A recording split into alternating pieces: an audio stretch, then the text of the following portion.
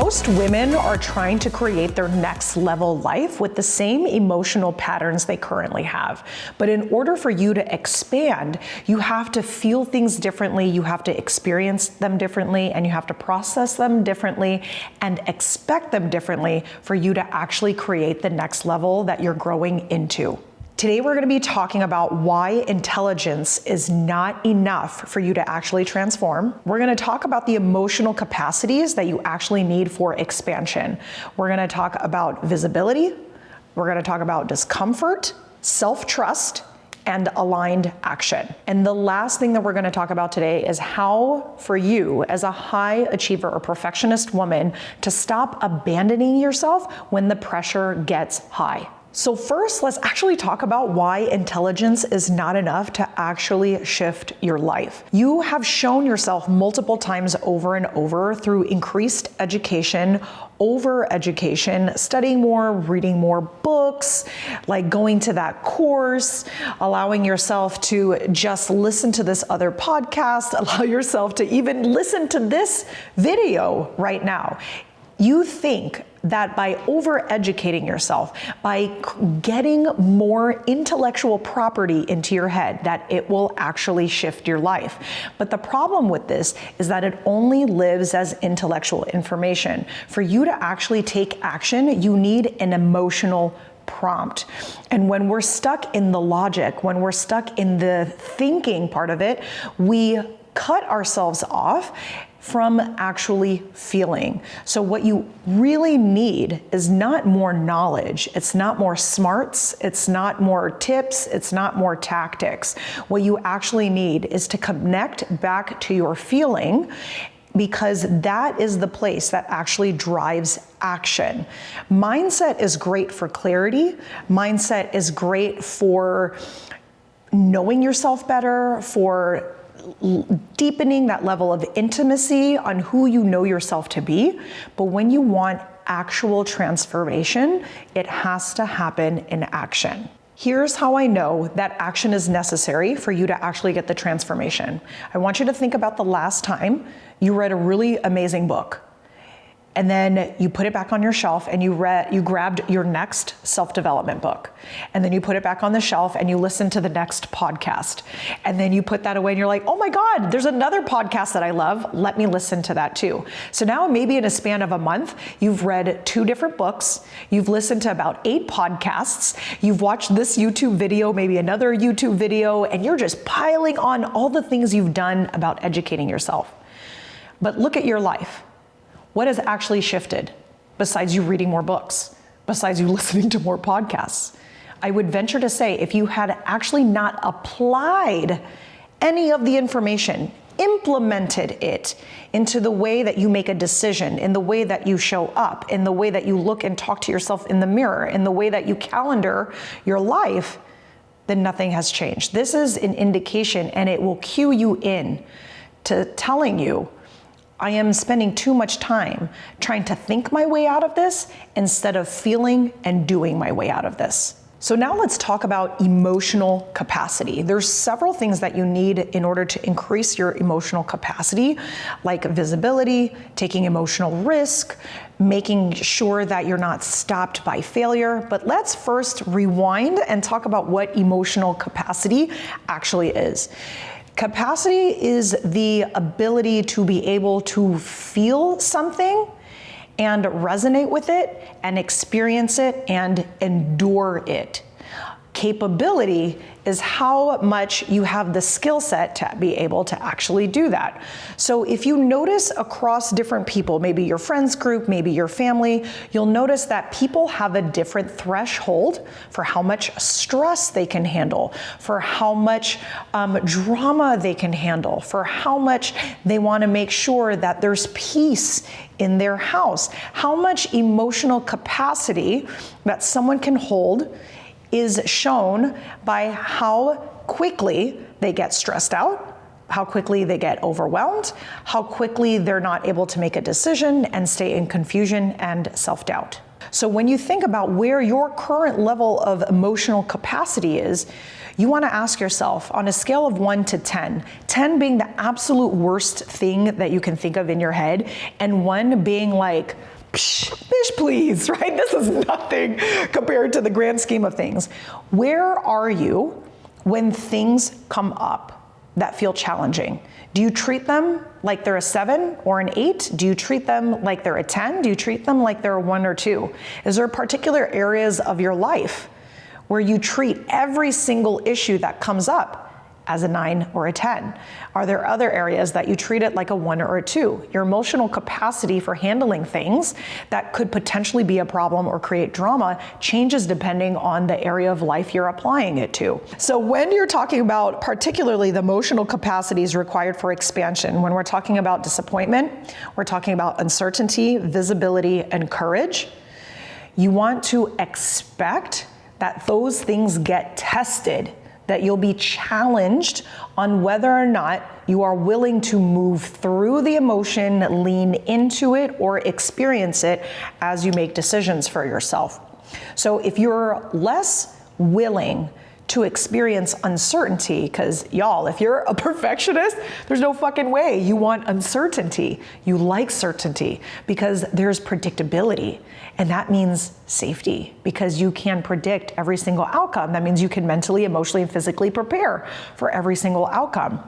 But if you're wanting to increase your emotional capacity, you have to be willing to feel the uncertainty, to not know how it may unfold, to not have the level of predictability that you are used to, because within the realm of predictability that you're used to, what you're focused on is comfort.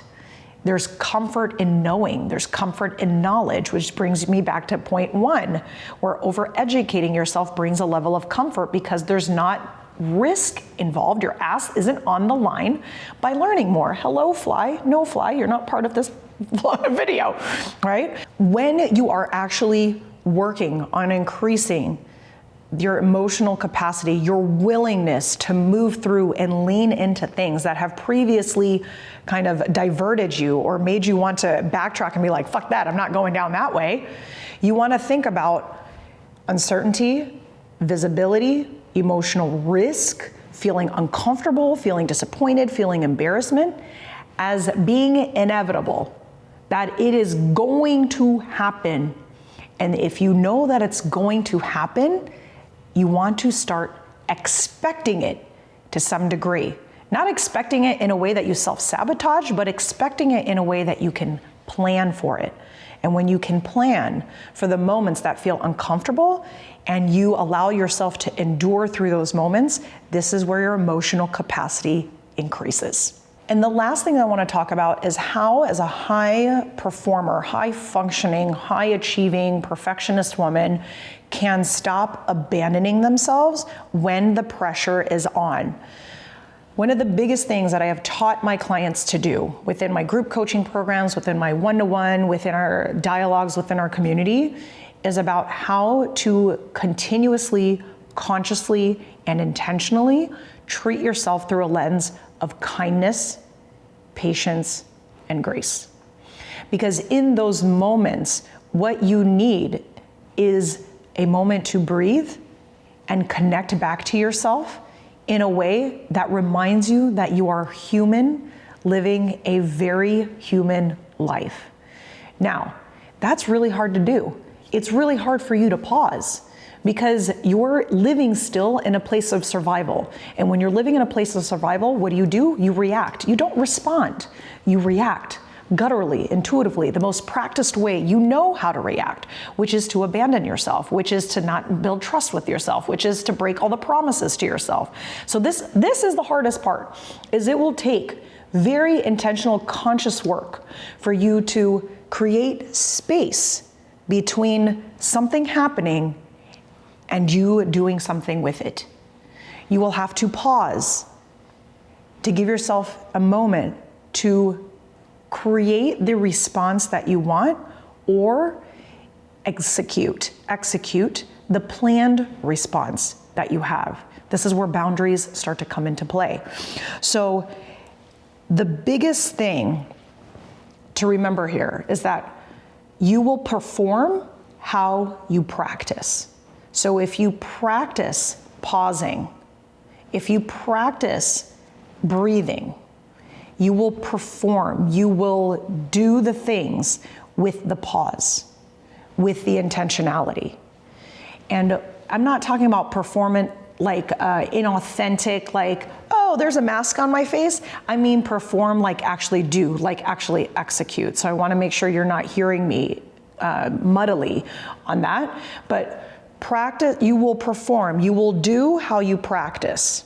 So when you are in between the moments where you feel triggered or bothered by something, this is where you take a moment to practice pausing and then responding.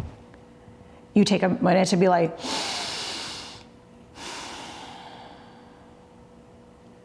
okay. And then you will give the response that you have been working on. So this is where boundaries come into play, right? And boundaries are a whole other topic that we can get into later. But boundaries are essentially, like my husband says, planned reactions. They're planned responses. So when you give yourself a moment to actually do that, this is where permanency comes in. Because practice doesn't make perfect, practice makes permanent. So you're going to then practice the habit of pausing and then responding. Pausing and then responding. But you have to become aware that there's a stimulus that is triggering you. And you'll become aware when you go back to bullet point 2, like you guys can see my notes, where you'll go back to point 2 about how you are increasing your emotional capacity and where you are in that scale of 1 to 10. This is where you can start to understand in these particular areas, I'm treating everything like an 8, 9, 10. Those are the areas you're gonna wanna work on first if they have the most disruptive patterns to your life, right? So then you're gonna create the pause, the respond, and practice so it becomes permanent. Then it will start to become the new default way that you react. So when it comes to you expanding yourself, you can't repeat the same emotional patterns that you today have. You want to think about where you want to be in the future and who she is and how she responds and what her emotional capacity is, because she is you and you are her. And when you anchor into that, you will understand more deeply from a connection to your body and vision place, not knowing more, but you will connect to yourself more on who you want to be, that you get conscious to the actual amount of visibility you need, the amount of uncertainty you now have to absorb into your life, the amount of failing you might need to experience, and the amount of putting yourself on the emotional line of fire in order for you to expand. So go out there and allow yourself to lean in, work through the things that feel the most uncomfortable, but through the lens of kindness, patience, and grace.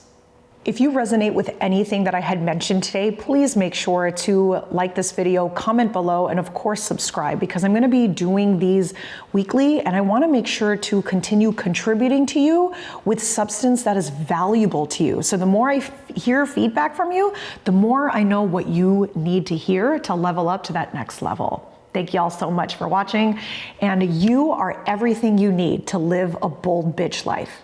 Go get it.